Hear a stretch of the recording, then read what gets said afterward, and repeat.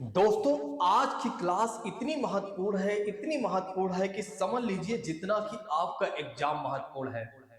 क्योंकि आज की क्लास यदि आप लोगों ने पूरी देख लिया तो मैं कहता हूं कि आपके 3 से 4 नंबर जरूर फिक्स हो जाएंगे। ज्यादा ही मान के चलिए, कम मत मान के चलिए, क्योंकि ये मान के चलिए इस बार आपके एग्जाम में कुछ ना कुछ नया बदलाव जरूर हो सकता है।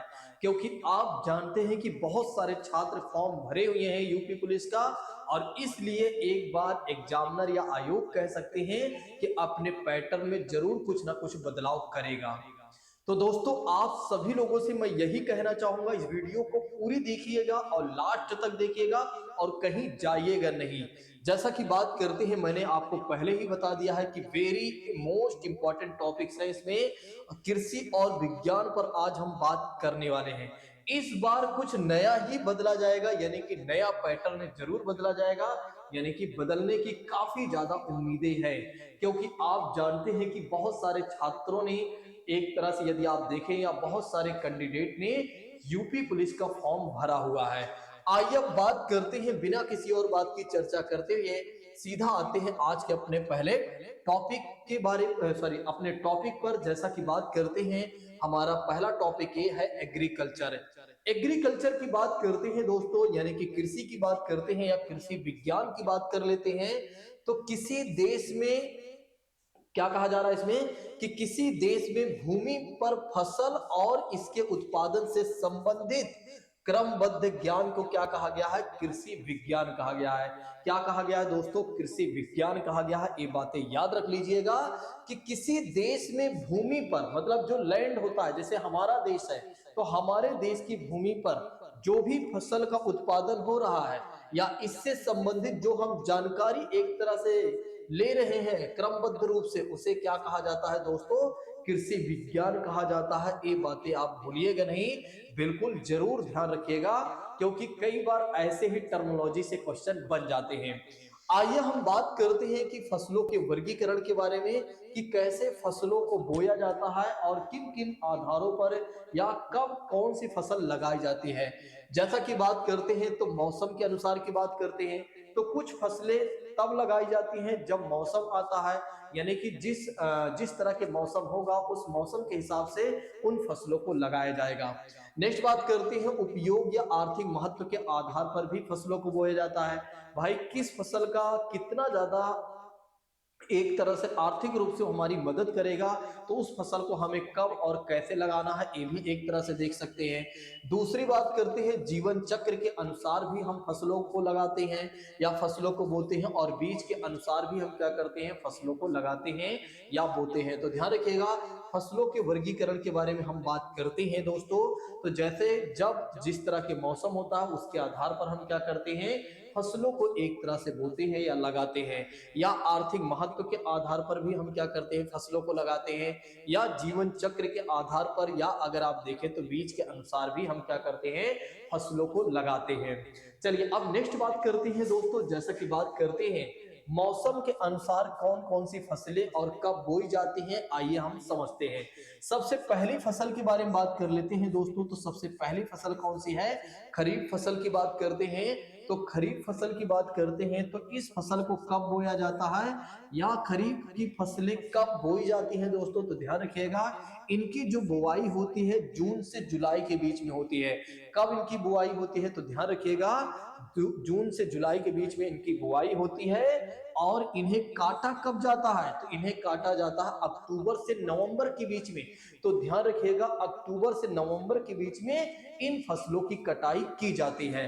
और अगर आप देखें तो खरीफ फसलों के अंतर्गत कौन कौन सी फसलें आएंगी, तो इसको भी याद रख लीजिए, क्योंकि आपके एग्जामिनेशन में यहां से प्रश्न बन सकता है कि महोदय ये बता दीजिए कि जो ज्वार है, बाजरा है, मक्का है, तिल है, मूंगफली और चावल की बात करते हैं, इन फसलों को कब बोया जाता है या किस समय बोया जाता है?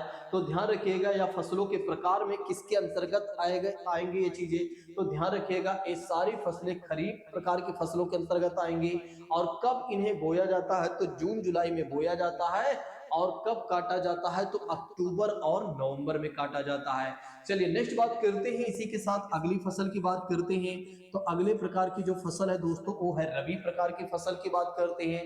तो रबी प्रकार की जो फसलें होती हैं दोस्तों, इनको कब बोया जाता है, तो अक्टूबर और नवंबर में बोया जाता है। तो ध्यान रखिएगा, अक्टूबर और नवंबर के बीच में बोया जाता है दोस्तों। और कब कटाई की जाती है, तो ध्यान रखिएगा, मार्च और अप्रैल के बीच में इनकी कटाई की जाती है।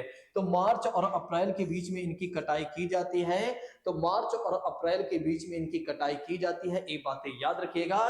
यानी कि जब जायद की फसलों की बुआई होती है तब रबी की फसलों की कटाई होती है। तो ध्यान रखिएगा, जब जायद की फसलों की बुआई होती है तो रबी की फसलों की कटाई होती है, ये बातें भी याद रख लीजिए। और जब रबी की फसलों की बुआई होती है तो खरीफ की फसलों की कटाई होती है, आप ऐसे भी याद कर सकते हैं। ठीक है, और जब जून जुलाई में क्या होता है, जून जुलाई में जब खरीफ की फसलें बोई जाती हैं तब क्या होता है, जायद की फसलें की कटाई होती है, आप ऐसे भी याद कर सकते हैं। नहीं तो इतना दिमाग आप में नहीं है तो आप सिंपल सिंपल याद कर लीजिए, ये भी आपके लिए अच्छा रहेगा। चलिए एक बार बिल्कुल मैं सिंपल बता देता हूं और अच्छे से, नहीं तो बहुत सारे छात्र कंफ्यूज हो जाएंगे। ठीक है, पहले तो उन्हें अच्छे से समझ में आ जाता है लेकिन बाद में वे कंफ्यूज हो जाते हैं। तो हमने देखा खरीफ फसल के बारे में, अब हम देख रहे हैं इस समय रबी की फसल के बारे में। तो रबी की फसल के बारे में हमने आपको बताया कि अक्टूबर और नवंबर के बीच में एक तरह से बोया जाता है या इनकी बुआई होती है। वैसे अगर आप थोड़ा से ध्यान लगाकर अगर आप देखें ना तो याद ये आपको याद हो सकता है। ठीक है, और कब इसकी कटाई की जाती है, तो इन फसलों की कटाई की जाती है मार्च और अप्रैल के बीच में कटाई की जाती है। और इस प्रकार की जो प्रमुख फसलें हैं यानी कि रबी की जो प्रमुख फसलें हैं वो कौन कौन सी हैं, एक तो गेहूं की बात करते हैं, दूसरा जौ की बात करते हैं, चना की बात करते हैं, मटर की बात करते हैं, सरसों मसूर आलू की बात करते हैं। तो ये सारी फसलें किसके अंतर्गत आएंगी दोस्तों, तो ध्यान रखिएगा रबी प्रकार की फसलों के अंतर्गत आएंगे। नेक्स्ट बात करते हैं दोस्तों, जायद फसल की बात करते हैं। तो ये है तीसरा प्रकार है फसलों में। तो जायद फसल की बात करते हैं तो इन्हें मार्च और अप्रैल में बोया जाता है, या इनकी बुआई होती है मार्च और अप्रैल में, और कटाई कब होती है, तो जून और जुलाई में होती है। जैसा कि बात करते हैं तरबूज, तो आप जानते हैं, खरबूज भी आप जानते हैं, ककड़ी खीरा और सब्जियों की बात करते हैं। तो ध्यान रखिएगा ये सारी चीजें किसके अंतर्गत आएंगी, जायद फसल के अंतर्गत आएंगे। आपके एग्जामिनेशन में दोस्तों यहां से प्रश्न जरूर बनता है, बिल्कुल भी आप नजरअंदाज नहीं करेंगे। जिन लोगों को अगर वहां ना दिखा हो वे लोग क्या करेंगे, इसकी स्क्रीनशॉट ले लेंगे। मैं हट चुका हूं, जल्दी से स्क्रीनशॉट लेना चाहे तो आप ले सकते हैं और इस पे एक बार आप पढ़ लीजिएगा, अर्थात इसे आप तैयार कर लीजिएगा। अब आइए हम बात करते हैं उपयोग या आर्थिक महत्व के आधार पर। अब आइए हम बात करते हैं उपयोग या आर्थिक महत्व के आधार पर फसलों के बारे में। जैसा कि बात करते हैं दोस्तों, एक तो अन्न की बात कर लेते हैं, अन्न की बात करते हैं, सेरेल्स की बात करते हैं। जैसे अन्न किसे कहा जाता है, धान गेहूं जौ मक्का बाजरा ज्वार इत्यादि की बात करते हैं। तो ये सारी चीजें किसके अंतर्गत आती हैं, अन्न के अंतर्गत आती हैं या आती हैं। अब दलहन की बात कर लेते हैं। दलहन का मतलब हो जाता है जो दाल वाली फसलें होती हैं। तो दाल वाले फसलों की बात करते हैं जिनको आर्थिक महत्व के आधार पर बोया जाता है। इनको अगर हम बेचते हैं तो अच्छा खासा हमें पैसा मिल जाता है। तो अरहर चना मूंग मटर मसूर की बात करते हैं या मसूर की बात करते हैं। तो अरहर चना मूंग मटर और मसूर की बात करते हैं तो ये दलहन प्रकार की फसलें हैं। तुरंत याद कर लीजिए, दलहन प्रकार की फसलों की बात करते हैं या दलहन फसलों के अंतर्गत कौन कौन से दालें आएंगे। अब बात करते हैं दोस्तों, तिलहन की बात करते हैं। तिलहन का मतलब जिसमें एक तरह से तेल वगैरह निकलता है। जैसा कि बात करते हैं मूंगफली और सरसों की बात करते हैं। तो इत्यादि फसलें फसलें किसके अंतर्गत आएंगे, तो ध्यान रखिएगा तिलहन के अंतर्गत। अब बात करते हैं नगदी फसलें किन्हें कहा जाता है। देखिए नगदी फसलें से तात्पर्य हो जाता है बिना किसी प्रोसेसर के किसी भी तरह के कोई प्रसंस्करण नहीं किया जाएगा, सीधा और सीधा खेतों से भी सीधा और सीधा खेतों से भी बेचा जा सकता है, यानी कि डायरेक्ट बेचा जा सकता है। तुरंत बेचिए तुरंत पैसा आपके हाथ में आ जाएगा। जैसा कि बात करते हैं आलू की बात करते हैं, जहां जिस खेत से आपने आलू को निकाला वहीं से तुरंत बेच दीजिए, कोई दिक्कत नहीं है, आपको तुरंत पैसा मिल जाएगा। तो नकदी फसलों के अंतर्गत ध्यान रखिएगा आलू की बात की जाती है, गन्ना कपास जूट चाय कहवा तंबाकू रबर सरसों ठीक है, सरसों भी शायद इसी, हाँ सरसों भी इसी में आ जाएगा। वैसे तो सरसों तो तिलहन में आ जाएगा, ठीक है, लेकिन नकदी में भी आता है। तिल, मूंगफली की बात करते हैं, ऐसे विभिन्न प्रकार की जो फसलें हैं वो नकदी फसलों के अंतर्गत आएंगी। दोस्तों भूलिएगा नहीं, आपके एग्जामिनेशन में यहां से प्रश्न बन सकता है, तो भूलिएगा नहीं। नकदी फसलों के अंतर्गत इतना तो आप याद कर ही लीजिए, इतना तो आप याद कर ही लीजिए, क्योंकि इतने में से ही क्वेश्चन पूछा जाता है। आलू, गन्ना, कपास, जूट, चाय, कौवा, तंबाकू और रबर की बात करते हैं, तो ये सारी फसलें नकदी फसलों के अंतर्गत आएंगी। इन फसलों का उत्पादन इसलिए किया जाता है ताकि धनोत्पार्जन की बात करते हैं, यानी कि पैसों के लिए क्या होता है, इन फसलों का एक तरह से इन फसलों को बोया जाता है या लगाया जाता है।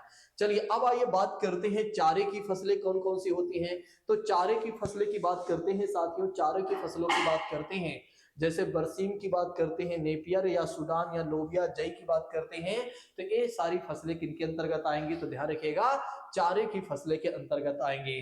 अब हरी खाद वाली फसलों की बात कर लेते हैं। तो हरी खाद वाली फसलें कौन कौन सी हैं, सनई, मूंग, लोबिया, ढेंचा, ये सारी जो है आदि की खेती हरी खाद बनाने के लिए किया जाता है।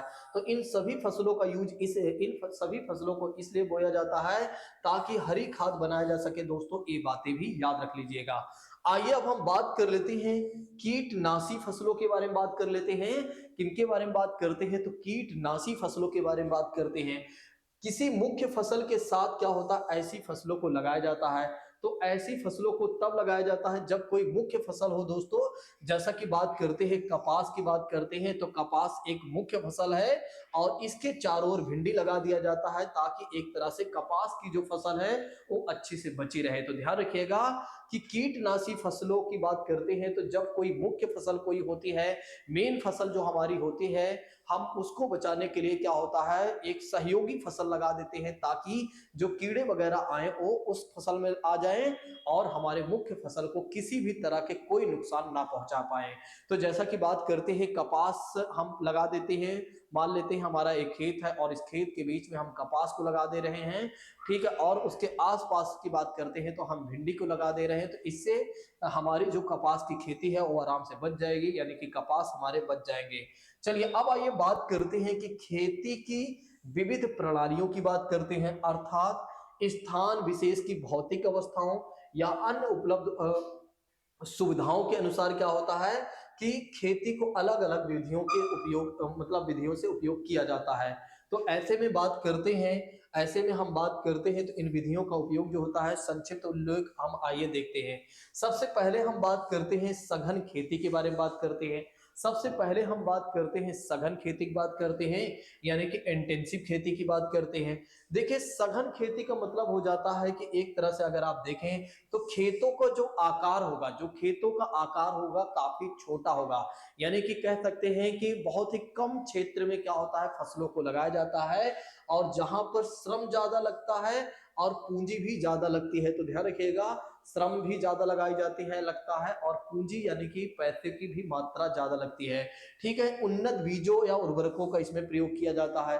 तो जहां पर सघन खेती होती है, इंटेंसिव खेती होती है, वहां की खास बातें हैं कि वहां बीजों की बात करते हैं या उर्वरकों की बात करते हैं तो अच्छे किस्म के बीजों का उपयोग किया जाता है और बहुत अच्छी खादों का इस्तेमाल किया जाता है ताकि ज्यादा से ज्यादा उत्पादन हो सके, क्योंकि हमारे पास जोत का आकार जो है यानी खेत जो है कम है और हमें ज्यादा उत्पादन करना होता है। तो ज्यादा हमें जब उत्पादन करना होता है तो फिर क्या होता है, हमें इन सब चीजों को ध्यान रखना पड़ता है कि हम अच्छे किस्म के बीज को बोएं और अच्छी खादों का इस्तेमाल करें ताकि ज्यादा से ज्यादा उत्पादन हो सके। तो ये बातें याद रख लीजिए सघन खेती के बारे में।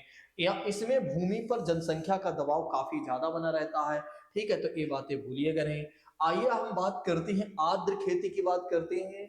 आर्द्र मतलब हो जाता है ह्यूमिड हो जाता है। इसका तात्पर्य क्या होता है, जहां ज्यादा वर्षा होती है वहां इस प्रकार की कृषि की प्रणाली को अपनाया जाता है। तो ध्यान रखिएगा जहां पर क्या होता है ज्यादा वर्षा होती है इस प्रकार की प्रणाली यानी कृषि की जो प्रणाली होती है वहां पर अपनाई जाती है। जैसे कि बात करते हैं चावल, जूट, गन्ना आदि की बात करते हैं तो यहाँ पर इस तरह की खेती की जाती है जहां की भूमि आर्द्र होती है। तो जहां पर क्या होता है ज्यादा वर्षा होती है या जहां की भूमि में नमी बनी होती है वहां पर इस तरह की फसलों को लगाया जाता है ताकि ताकि फसलें अच्छे से हो सके और अच्छे से या ज़्यादा से ज़्यादा उत्पादन हो सके दोस्तों, ये बातें भी याद रखिएगा। आइए इरिगेटेड खेती की बात करते हैं, सिंचित खेती के बारे में बात कर लेते हैं। किसकी बात करते हैं? तो सिंचित खेती की बात करते हैं।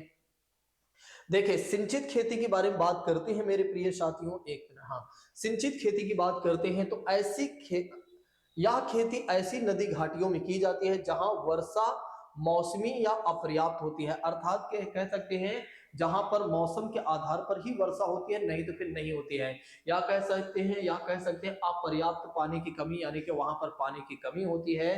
तो फिर क्या होता है, इसमें खेतों की सिंचाई नदियों के माध्यम से किया जाता है, या एक तरह से अगर आप देखें तो नहरों के माध्यम से किया जाता है, ताकि यहाँ की मिट्टी की उर्वरा शक्ति अधिक हो सके, यानी कि उत्पादन की शक्ति अच्छी हो सके। इसलिए क्या होता है, सिंचित खेती की भी बात की जाती है। तो सिंचित खेती की बात करते हैं दोस्तों, यानी इरिगेटेड खेती की बात करते हैं, तो जहां पर नदी घाटियां होती हैं वहां पर एक खेती की जाती है, या जहां पर वर्षा कम होती है दोस्तों, तो वहां पर, क्योंकि वहां पर सिंचाई का जो माध्यम होता है, नदियों की बात करते हैं, नहरों की बात करते हैं, तो इनके माध्यम से वहां पर सिंचाई की जाती है। अब शुष्क खेती की बात करते हैं दोस्तों, शुष्क खेती वहां की जाती है। ठीक है, शुष्क खेती का मतलब ये हो जाता है, पहले तो हम शुष्क स्थान समझ लेते हैं, ऐसा स्थान जहां पर 50 सेंटीमीटर से भी कम वर्षा होती है, उस स्थान को क्या कहा जाता है, शुष्क कहा जाता है, यानी कि ड्राई कहा जाता है, क्योंकि वहां पर वर्षा बहुत कम होती है। तो फिर यहाँ पर सिंचाई की जो सुविधा होती है दोस्तों, यानी कि वहाँ यहाँ पर सिंचाई की सुविधा भी नहीं हो पाती है। ठीक है, यहाँ पर काफी ज्यादा सिंचाई का अभाव रहता है, और जिसके वजह से फिर यहाँ पर हम वही कृषि लगाते हैं, जिसकी वजह से यहाँ पर हम उन्हीं फसलों को बोते हैं जिन्हें कम पानी की आवश्यकता होती है, उन फसलों को हम ज्यादा यहाँ पर लगाना पसंद करते हैं।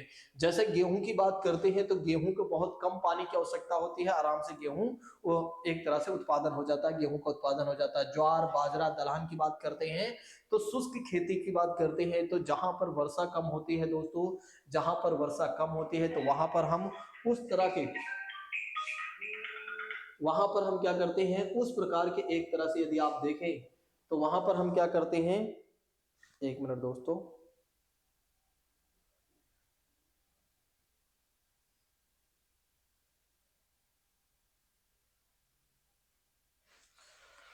हाँ, वहां पर क्या होता है, हम उस तरह के फसलों का उस तरह के फसलों को लगाते हैं जहां पर क्या होता है, जिसमें क्या होता है, एक तरह से यदि आप देखें तो कम पानी की आवश्यकता होती है, यानी कि जिन फसलों को कम पानी की आवश्यकता होती है दोस्तों, तो जिन फसलों को कम पानी की आवश्यकता होती है, उन फसलों को हम कहां पर लगाते हैं, जहां पर शुष्क खेती होती है, यानी कि जो ड्राई एक तरह से स्थान होते हैं। और ऐसे में अगर आप देखें तो भारत के दक्षिणी पठार की बात करते हैं, तो भारत के दक्षिणी पठार की बात करते हैं, या पश्चिमी राजस्थान की बात करते हैं, तो यहाँ का जो क्षेत्र है वो शुष्क है, तो यहाँ पर इस तरह की फसलों को बोया जाता है। अब बात करते हैं मोनो या सिंगल खेती की, बात करते हैं एकल खेती। ऐसी खेती उन क्षेत्रों में की जाती है जहां का वातावरण किसी विशेष फसल के लिए उपयुक्त होती है या होता है।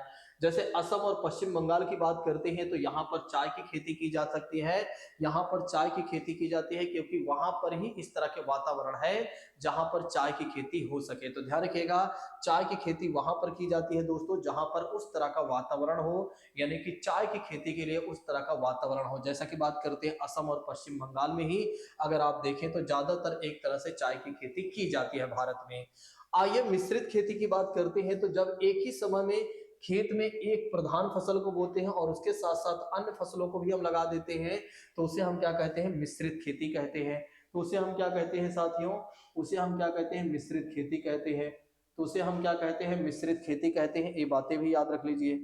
तो जैसा कि बात करते हैं, मिश्रित खेती की बात करते हैं दोस्तों, तो मिश्रित खेती की बात करते हैं, मिश्रित खेती की बात करते हैं, एक मिनट साथियों, एक मिनट, एक मिनट,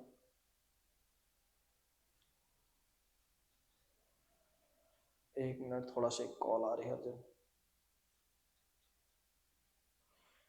एक मिनट।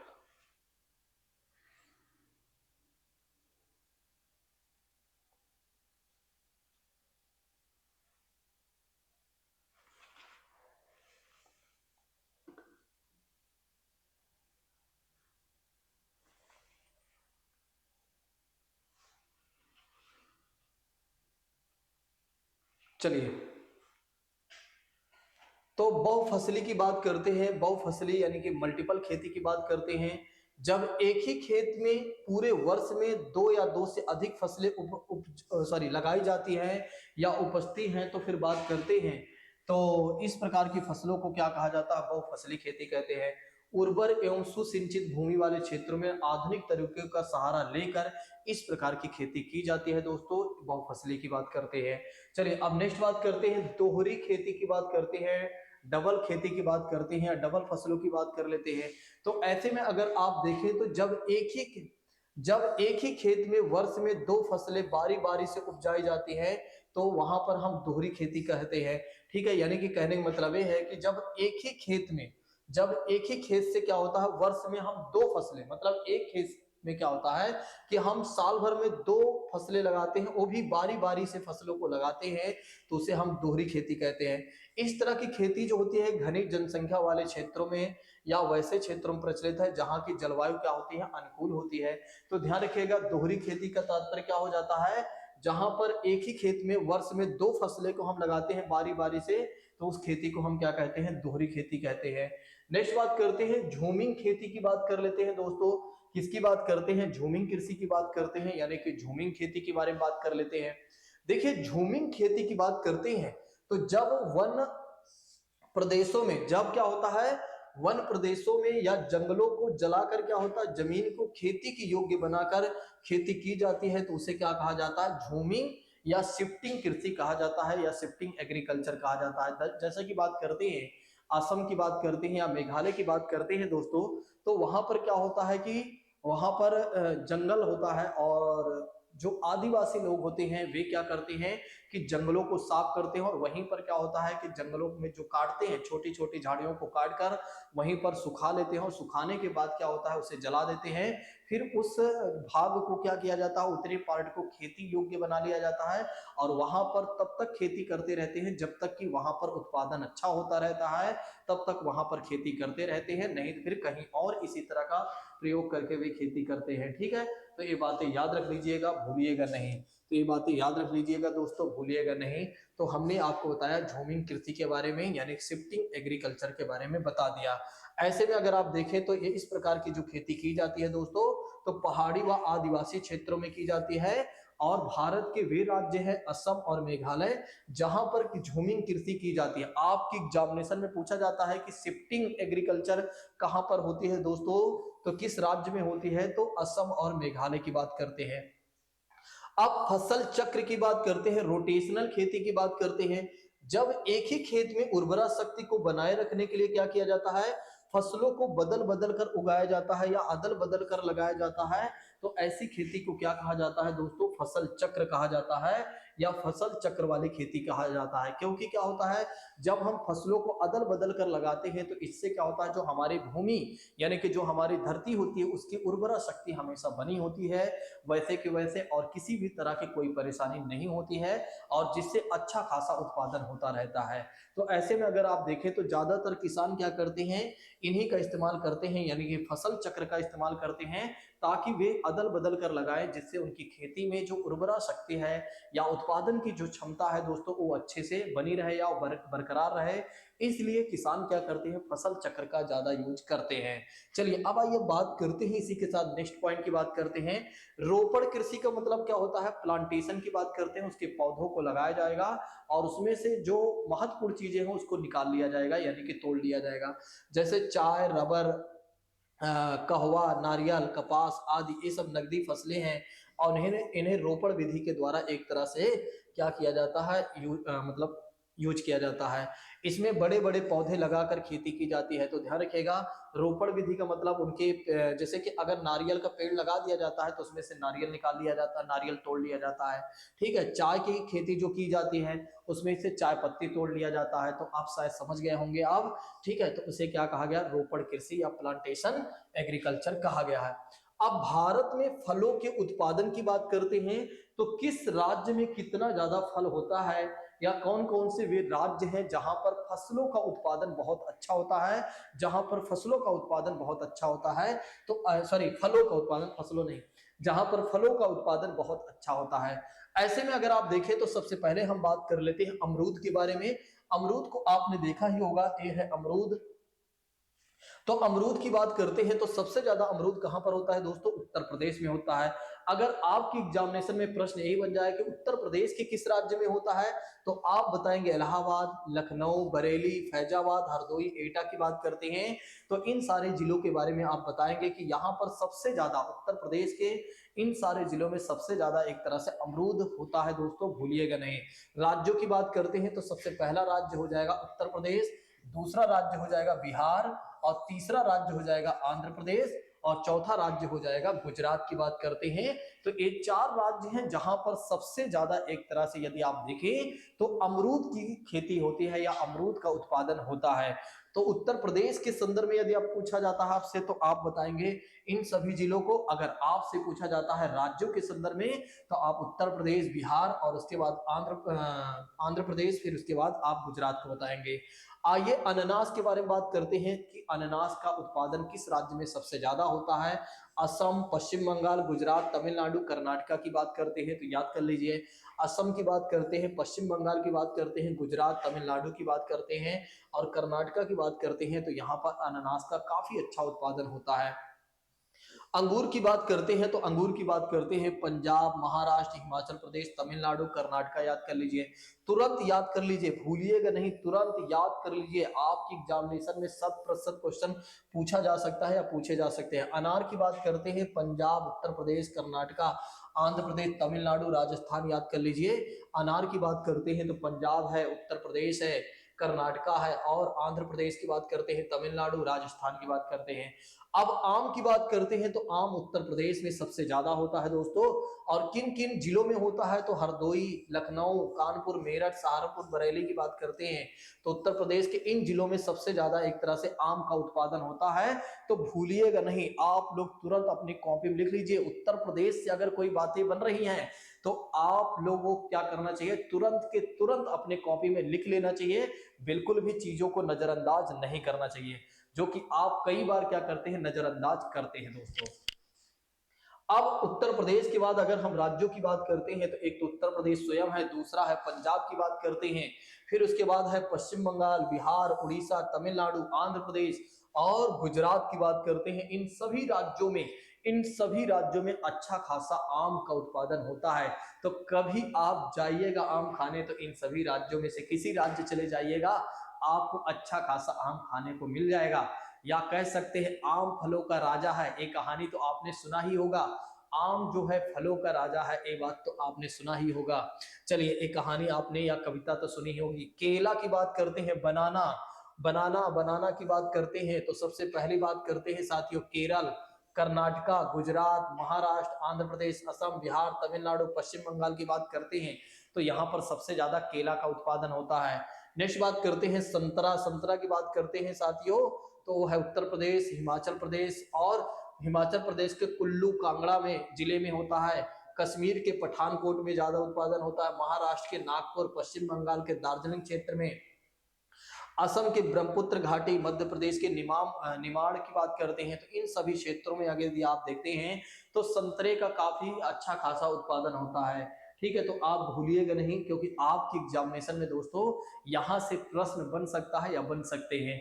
तो आप देख रहे हैं ना, मैंने पहले ही बताया था कि आप लोग पूरी वीडियो को देखिएगा। मैं कहता हूं कि पूरी वीडियो को आप देख लेंगे तो जाते जाते अपने आप से आप लाइक भी करेंगे, कमेंट भी करेंगे और सब्सक्राइब भी करेंगे और कहेंगे कि यस सर, आज आपने जितने भी टॉपिक करवाए हैं ना वाकई में बहुत ही महत्वपूर्ण है।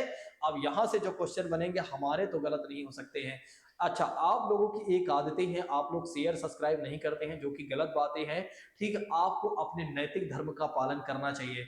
आप एक स्टूडेंट हैं तो आपके अंदर किसी भी तरह से देश भावना नहीं होनी चाहिए कि नहीं मैं तो सर को सपोर्ट नहीं करूंगा, मैं तो सर के वीडियो को सब्सक्राइब नहीं करूंगा, मैं सर चैनल को सब्सक्राइब नहीं करूंगा। ये गलत बातें हैं।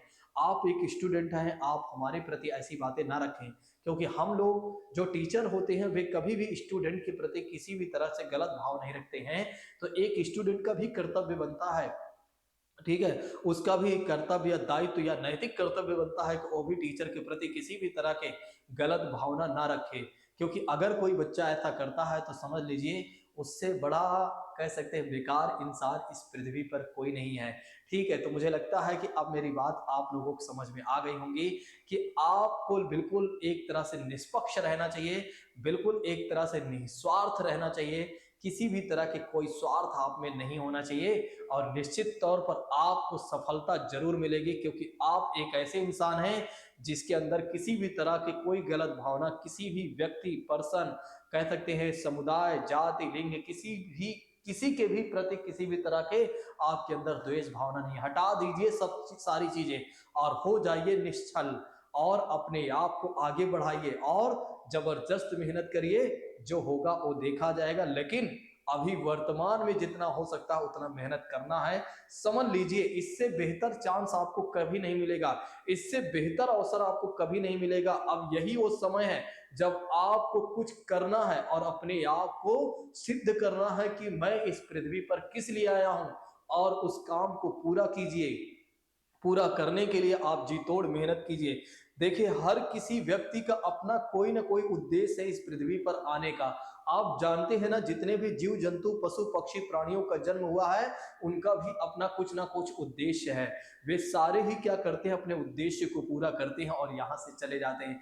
याद करिए, 1947 के पहले भारत देश आजाद नहीं था, लेकिन भारत देश को आजाद कराने के लिए उन महान आत्माओं ने जन्म लिया जिन्होंने अपने प्राणों की आहुति दिया, और प्राणों की आहुति देकर उन लोगों ने क्या किया, भारत देश को आजाद कराया। 15 अगस्त 1947 का वो दिन था। आप सोचिए कि ऐसे महान आत्माओं का जन्म हुआ या महान महात्माओं का जन्म हुआ, जिन सभी लोगों ने क्या किया, भारत देश को आजाद कराया। अब आप समझ सकते हैं कि आप भी उन्हीं महाआत्माओं में से कोई एक आत्मा होंगे जो भारत को समृद्ध और भारत को आगे बढ़ाने में अपना महत्वपूर्ण योगदान देंगे।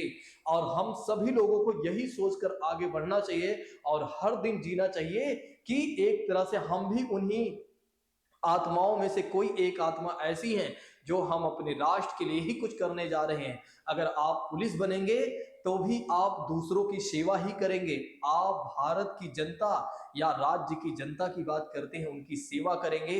ना जाने कितने गरीबों के आंसू आप ही पोंछेंगे। आप याद करिए और महसूस करिए अपने भारत को, और उसके बाद अपनी मेहनत को जारी रखिए और जबरदस्त मेहनत करिए। इससे बेहतर अवसर आपको कभी नहीं मिलने वाला है, ये बातें आप याद कर लीजिए। आइए हम अपने टॉपिक को आगे बढ़ाते हैं। तो ऐसे में अगर आप देखें तो सेब की बात करते हैं, तो सेब जो है दोस्तों, हिमाचल प्रदेश, कश्मीर घाटी और असम की बात करते हैं दोस्तों, तो यहाँ पर सेब का अच्छा खासा उत्पादन होता है। लीची की बात करते हैं तो लीची का अच्छा खासा उत्पादन जो होता है वो होता है उत्तर प्रदेश में। और उत्तर प्रदेश के किन शहरों में होता है या किन जिलों में होता है, तो देहरादून की बात करते हैं। वैसे क्या उत्तर प्रदेश में कोई देहरादून भी जिला है क्या? मुझे लगता है कि ये बातें सत्य नहीं है। ठीक है, अच्छा, ये तब की बात कर रहा है जब उत्तराखंड भी उत्तर प्रदेश में था।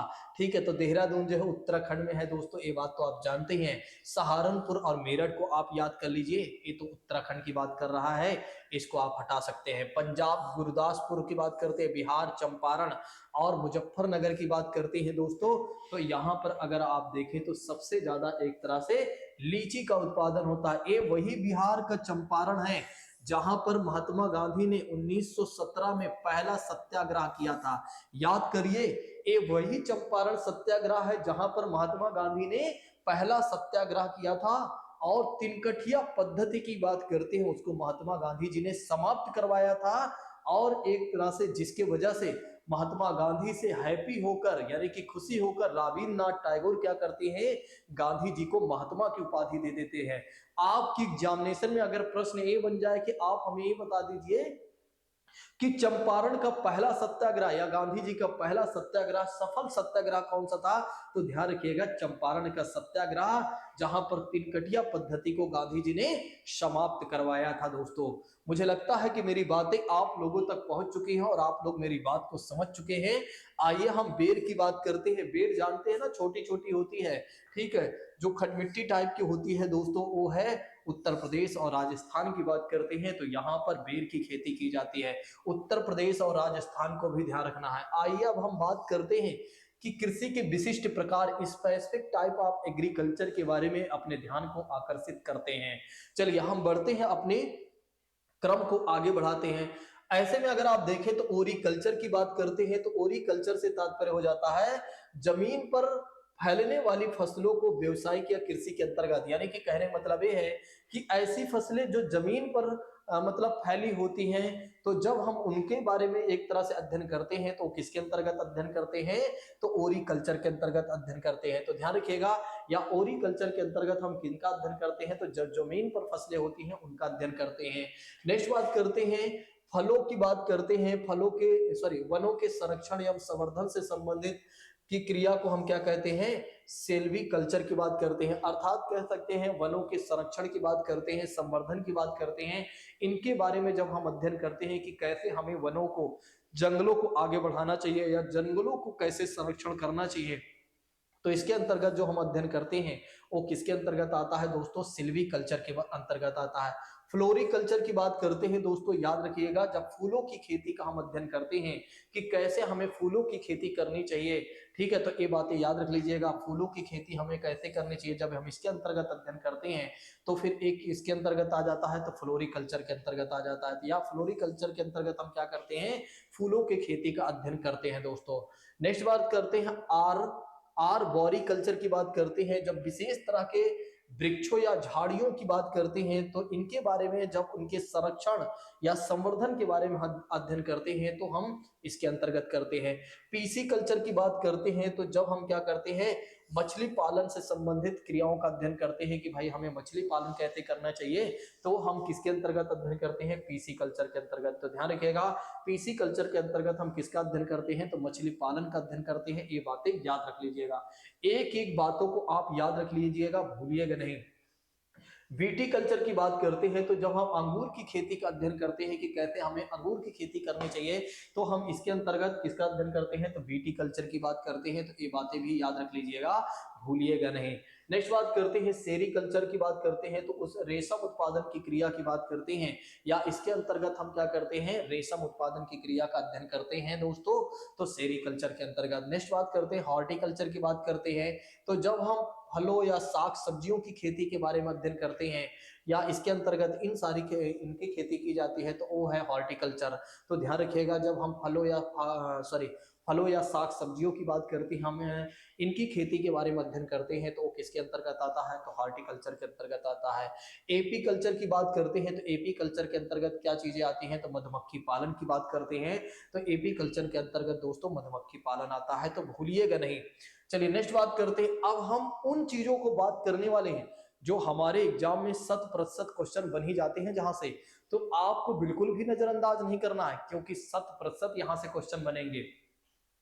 जैसा कि बात करते हैं, केसर का उत्पादन जम्मू और कश्मीर के पंपोर क्षेत्र में होता है। याद रख लीजिए कि केसर का जो उत्पादन होता है जम्मू और कश्मीर क्षेत्र में होता है। नेक्स्ट बात करते हैं, दलहन की कृषि के लिए कम तापमान और मध्यम वर्षा की आवश्यकता होती है। तो अगर हमें दलहन की खेती करना है तो उसके लिए हमें कम टेम्परेचर और मध्यम वर्षा की आवश्यकता पड़ती है, यानी कि कम बारिश की भी आवश्यकता पड़ती है।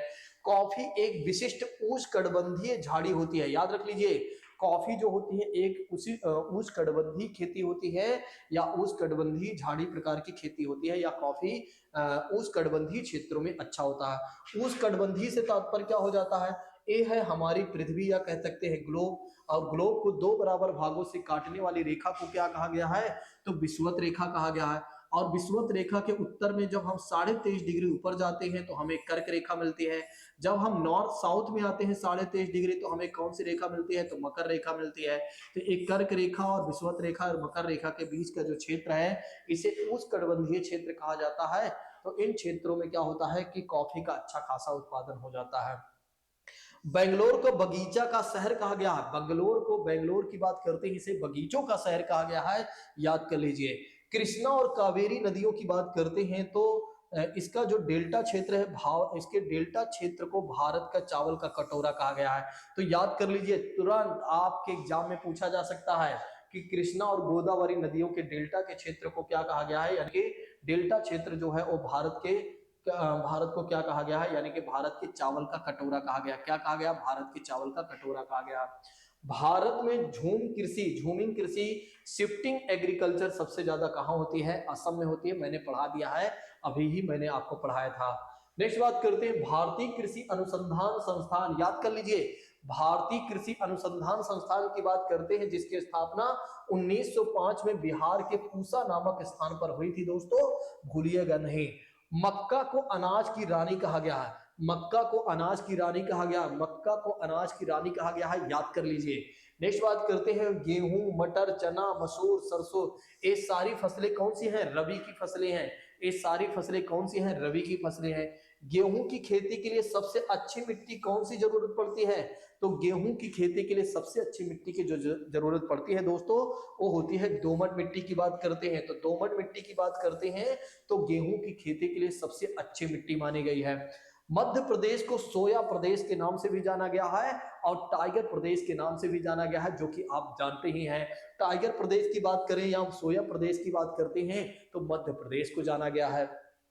भारत का राष्ट्रीय फल की बात करते हैं तो भारत का राष्ट्रीय फल क्या है? आम है। और भारत का जो राष्ट्रीय विरासत पशु क्या है? तो जल्दी से आप लोग बताइए।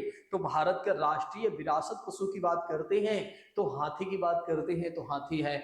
गरीबों का सेब किसे कहा गया है? तो अमरूद को कहा गया है। गरीबों का सेब किसे कहा गया है? तो अमरूद को कहा गया है। गरीबों का सेब किसे कहा गया है?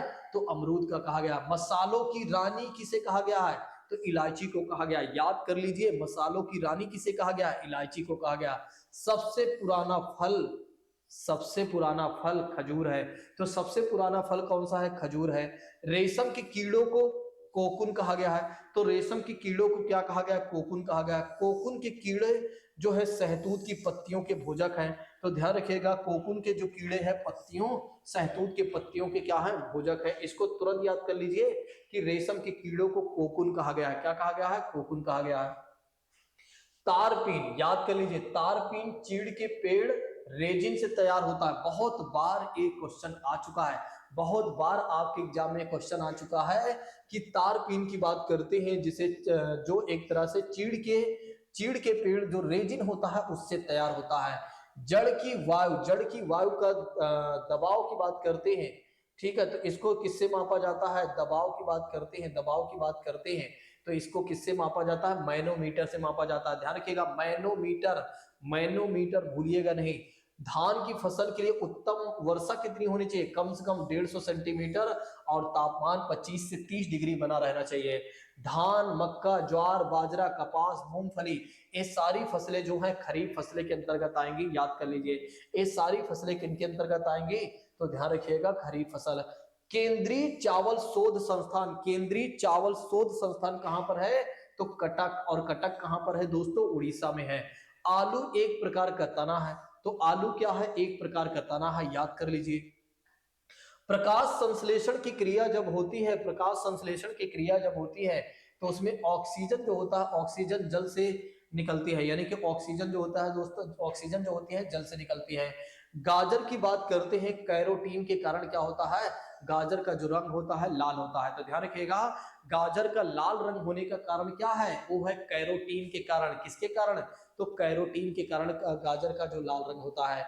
भारत में उगाए जाने वाले शीतोष्ण फलों में नाशपाती का स्थान महत्वपूर्ण है। तो ध्यान रखिएगा, शीतोष्ण की बात करते हैं जहां का क्षेत्र शीतोष्ण होता है। शीतोष्ण का मतलब हो जाता है जहां पर ना बहुत ज्यादा ठंडी होगी ना बहुत ज्यादा गर्मी, थोड़ा सी ठंडी ही ज्यादा होगी, कम नहीं होगी। ठीक है, तो ध्यान रखिएगा। और नाशपाती। नासिक को अंगूर का बगीचा कहा गया है। तो नासिक को क्या कहा गया है? अंगूर का बगीचा कहा गया। सब्जी फूल वाली फलों का अध्ययन क्या कहा जाता है? हॉर्टिकल्चर कहा जाता है। लहसुन में गंध का कारण क्या है? याद कर लीजिए, एलाइसिन की बात करते हैं, तुरंत याद कर लीजिए। लहसुन में जो गंध होता है उसके पीछे का कारण क्या है? एलाइसिन है। मिर्ची में लाल रंग का कारण क्या है? तो कैप्सिन की बात करते हैं तो मिर्ची में लाल रंग का कारण है। मसालों का बगीचा किसे कहा गया है? तो मसालों का बगीचा की बात करते हैं तो वो है केरल को कहा गया है। ठीक है, वैसे तो मध्य प्रदेश को भी कहा गया है मसालों का बगीचा शायद।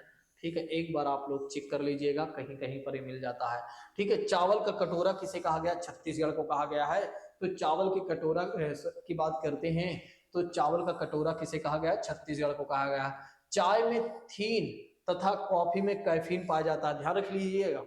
चाय में क्या पाया जाता है, थीन पाया जाता है, और कॉफी में कैफीन पाया जाता है, याद कर लीजिए। नेक्स्ट बात करते हैं, भारत में कुल राष्ट्रीय आय जो है कृषि में 22% से आता है, यानी कि नेशनल इनकम में 22% कृषि का योगदान है। कपास की खेती के लिए काली मिट्टी सबसे उपयुक्त है। कपास की खेती के लिए कौन सी मिट्टी है जो सबसे ज्यादा उपयोगी है, तो वो है काली मिट्टी। और काली मिट्टी का स्थानीय नेम क्या है, रेगुर मिट्टी। तो काली मिट्टी को रेगुर मिट्टी के नाम से भी जाना जाता है, तो लोकल भाषा में इसे रेगुर मिट्टी के नाम से भी जाना जाता है। टिक्का रोग किस रोग से मतलब किससे संबंधित है, तो मूंगफली में लगने वाला जो रोग है वो है टिक्का रोग है। ऑक्सीनोमीटर यंत्र का प्रयोग पौधों की वृद्धि मापने के लिए किया जाता है। तो ऑक्सीनोमीटर का उपयोग किस लिए किया जाता है, ताकि वृद्धि पौधों की वृद्धि को हम जान सके। यूरिया में 46% नाइट्रोजन पाया जाता है। तो यूरिया की बात करते हैं, इसमें 46% नाइट्रोजन पाया जाता है। यूरिया में नाइट्रोजन एमाइड के रूप में होता है। यूरिया में नाइट्रोजन किसमें होता है, एमाइड के रूप में होता है। भारत में हरित क्रांति के जन्मदाता बहुत ज्यादा महत्वपूर्ण है, एक पॉइंट याद कर लीजिए, आपके एग्जाम में पूछा जाता है। ठीक है, तो भारत में हरित क्रांति के जन्मदाता किसे माना गया है, तो एम एस स्वामीनाथन की बात करते हैं। एम एस स्वामीनाथन की बात करते हैं, जिन्हें हरित क्रांति का जन्मदाता। सोयाबीन में सबसे ज्यादा प्रोटीन पाया जाता है, जो कि आप जानते ही हैं। देश में कुल निर्यात में कृषि का योगदान कितना है, यानी कि एक्सपोर्ट करने में केवल 18% है। विश्व वन दिवस 21 मार्च को मनाया जाता है, तुरंत लिख लीजिए। विश्व की बात करते हैं, विश्व वन दिवस कब मनाया जाता है, तो 21 मार्च को मनाया जाता है। चिपको आंदोलन किससे संबंधित है, तो वृक्षों की कटाई को रोकने के लिए एक तरह से चिपको आंदोलन चलाया गया था। किस इसके प्रणेता कौन रहे हैं या इसके लीडर कौन रहे, सुंदरलाल बहुगुणा की बात करते हैं, इनका नेम याद रख लीजिएगा। विश्व में धान की पहली बौनी किस्म खेती कौन सी है, RIR8 का नेम भी याद करना चाहे तो रख सकते हैं। गेहूं के लिए सबसे ज्यादा उपयुक्त मिट्टी कौन सी है, दोमट मिट्टी की बात करते हैं। गेहूं का वनस्पतिक नेम क्या है, टिट्रिकम एविस्टिवम की बात करते हैं, एस्टिवम की बात करते हैं, तो ये इसका वनस्पतिक नाम है। गेहूं में सर्वाधिक जलवायु कौन सी चाहिए, तो शीतोष्ण चाहिए, जो कि ना तो बहुत ज्यादा ठंडी हो, हाँ वैसे तो ठंडी रहती है, जब गेहूं होता है तो ठंडी की आवश्यकता पड़ती है। ठीक है, तो गेहूं में विटामिन B1 और बी पाया जाता है। ठीक है, याद कर लीजिए। धान का अंतरराष्ट्रीय शोध संस्थान कहाँ है, तुरंत लिख लीजिए। धान का अंतरराष्ट्रीय शोध संस्थान कहाँ पर है, तो मनीला फिलीपींस में स्थित है, मनीला फिलीपींस में स्थित है। सबसे अधिक चीनी मिलों की संख्या कहां पर है, उत्तर प्रदेश में है। देश में हरित क्रांति का आरंभ 1960 में हुआ था। भारत की अर्थव्यवस्था का प्रारंभिक क्षेत्र क्या है, कृषि है। राष्ट्रीय कृषि ग्रामीण विकास बैंक यानी कि नाबार्ड की बात करते हैं, तो इसकी स्थापना 12 जुलाई 1982 को हुई थी। इसकी स्थापना 12 जुलाई 1982 को हुई थी। और किस समिति के सिफारिश पर दोस्तों, तो शिवरामन समिति की बात करते हैं, तो शिवरामन समिति के सिफारिश पर इसकी स्थापना हुई थी। सबसे पहले ब्रिटिश सरकार ने 1984 में एक नई वन नीति लाई थी दोस्तों, ये बातें भी याद रख लीजिए। कृत्रिम वर्षा, मतलब कि जब प्राकृतिक वर्षा ना करे तो हम स्वयं से वर्षा करा सकते हैं, तो उसका आधार क्या है, प्रोपिलीन ऑक्साइड गैस है। तो लिख लीजिए, प्रोपिलीन ऑक्साइड गैस की बात करते हैं, बहुत ही महत्वपूर्ण है, ये आता रहता है एग्जाम में। रोग ब्लास्ट का संबंध किससे है दोस्तों, तो धान से है। अल्फांसो आम एक प्रकार का क्या है, तो वो है दोस्तों, अल्फांसो जो है एक प्रकार का आम है। अल्फांसो जो है आम की एक प्रजाति है, ठीक है, एक नाम है। मशरूम एक फंजाई है। सिल्क का सबसे बड़ा उत्पादक देश क्या है, तो चीन है। सिल्क का सबसे बड़ा उत्पादक देश क्या है दोस्तों, तो वो है चीन है। कच्चा गाजर विटामिन A का स्रोत है। कृत्रिम रेयान सिल्क को कहा जाता है, तो ध्यान रखिएगा, कृत्रिम रेयान की बात करते हैं तो सिल्क को कहा गया है। चाय को पॉलिश करने के बाद क्या होता है, थायमिन B नष्ट हो जाता है, ये आपके एग्जाम में आता है। तो ध्यान रखिएगा, चावल को पॉलिश करने से क्या होता है, थायमिन B नष्ट हो जाता है, तुरंत लिख लीजिए। नमक का अगर भारी मात्रा में सेवन किया जाता है तो ऊंटों को ब्लड प्रेशर नहीं बढ़ता है, यानी कि उच्च रक्तचाप नहीं होता है। अब दुग्ध विज्ञान से संबंधित, डेयरी साइंस से संबंधित कुछ बातें देख लेते हैं। देख रहे हैं कि फटाफट मैं आपको बताते चल रहा हूँ, बस यही है कि कुछ बातें आप सुने रहिए। ठीक है, बस कुल मिलाकर थोड़ा बहुत आप जाने रहिए, तो निश्चित तौर पर जब क्वेश्चन पूछा जाएगा तो आप बता ले जाएंगे। दूध या उससे संबंधित उत्पादों के उद्योग को क्या कहा गया है? तो दुग्ध उद्योग कहा गया है। क्या कहा गया है? दुग्ध उद्योग कहा गया है। चलिए नेक्स्ट बात करते हैं, दुग्ध उद्योग के विकास के लिए चल रहे कार्यों का अध्ययन क्या कहलाता है? दुग्ध विज्ञान कहलाता है। संसार में दुग्ध उत्पादन में भारत जो है पहले स्थान पर है और संयुक्त राज्य अमेरिका दूसरे स्थान पर है। भारत में राष्ट्रीय डेयरी विकास board national dairy development board की स्थापना 1965 में हुई है। भारतीय डेयरी निगम इंडियन डेयरी कॉर्पोरेशन की स्थापना आनंदा यानी कि गुजरात में हुई है 1970 में। नेशनल डेयरी विकास बोर्ड की बात करते हैं और भारतीय राष्ट्रीय निगम की बात करते हैं तो इसके सूत्रधार कौन है दोस्तों? डॉक्टर वर्गीज कुरियन। इसको आप पढ़ लेना, ठीक है, ये लास्ट टॉपिक ही है, अब तो है ही नहीं, ठीक है। सामान्य विज्ञान, अब इसको हम देखेंगे, बाद में देख लेंगे, क्योंकि दरअसल क्या है, चलो ये सारी चीजें हम दूसरे क्लास में देख लेंगे। दरअसल क्या है कि अब समय ओवर हो चुका है, बार बार फोन आ रहा है तो अब हमें जाना पड़ेगा। तो दोस्तों जैसा कि बात करते हैं आज के विषय में, हमने जो आपको पढ़ाया है बहुत ही महत्वपूर्ण सारी चीजें को हमने पढ़ाया हुआ। बस आप लोगों को क्या करना है कि अच्छे से सारी चीजों को देख लेना है और रिवीजन कर लेना है। इसके बाद एक वीडियो और शेयर कर दूंगा, एक या दो और शेयर कर दूंगा, ये अलग से रहेंगी, सीरीज से अलग से रहेंगी, इनको आप जरूर देख लीजिएगा क्योंकि यहाँ से क्वेश्चन पूछे जाते हैं। क्योंकि चिंटू पिंटू चीजें हैं जिनको आप जिन चीजों पर आपका ध्यान नहीं जाता है उन्हीं चीजों पर क्या होता है एग्जामिनर का ध्यान चला जाता है और जिसकी वजह से क्या होता है आपके क्वेश्चन गलत होने लगते हैं। तो आप कहीं जाइएगा नहीं, आप दूसरी वीडियो को जरूर देख लीजिएगा। इसके बाद मेरी दूसरी वीडियो होगी।